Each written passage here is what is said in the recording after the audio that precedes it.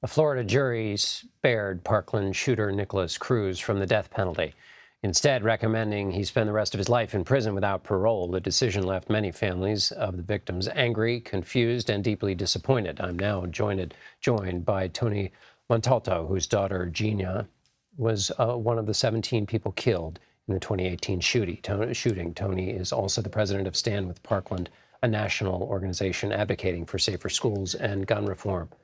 Tony, what's your reaction to today's jury decision? Well, quite frankly, it's a gut punch to our families.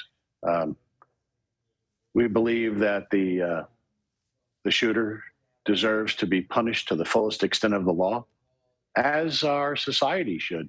To have someone who went into a school and killed innocent students and teachers, attacking the future of our nation.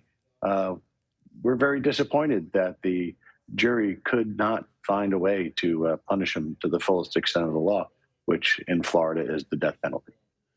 And is it your feeling, Tony, that it was the jury or that the case was not properly presented? Was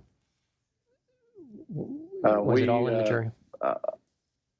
We believe the jury made a very incongruous decision.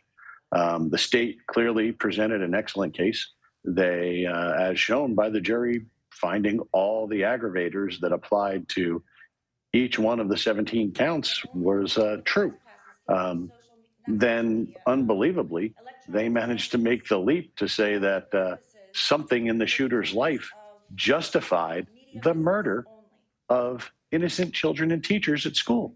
They got up, they went to school one day, and they never returned to our families. My beautiful daughter, Gina, other people's daughters, sons, fathers, and spouses. It's an unbelievable leap for the jury to make.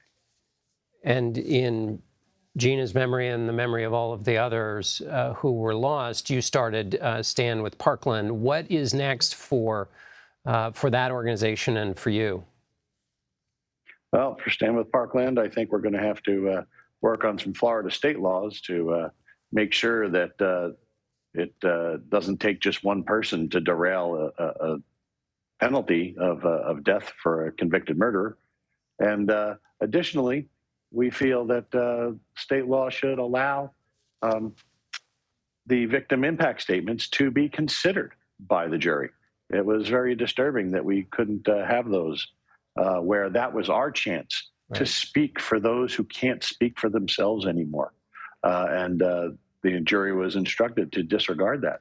On the federal level, we're hopeful to get the EAGLES Act passed. The EAGLES Act would provide additional funding and reauthorization to the U.S. Secret Service National Threat Assessment Center, which will allow them to go out and train local school professionals, mental health professionals, and law enforcement professionals on how to do a proper behavioral threat assessment. Sadly, we saw here in Parkland that the school did not do a proper threat assessment, and the shooter slipped through the cracks. We've also seen that happen in Oxford, Michigan last November. We need to come together as a country to find ways to prevent these tragedies before someone resorts to violence. And Tony, will there be an opportunity for the families to speak at the sentencing that goes forward, and will you say anything? Yes, there will be an opportunity for the families, and not only our families, but some of the wounded individuals as well. And yes, we will be speaking. So on the record, we can hear about some of the restrictions that were placed on the families. We couldn't wear pins to represent our children. We couldn't wear the bracelets that we wear to represent the organizations, such as my daughter's Memorial Foundation, available at ginarose.org. How could you restrict parents from showing support for their murdered children? Yet that was what happened in court. So we will be speaking about that, among other things. Well, Tony, I know this is a hard day of a string of hard days since you lost Gina, and we're grateful for you taking the time to speak with us. Thank you for having me very much. And please remember the victims of the Parkland tragedies, as well as other school shootings.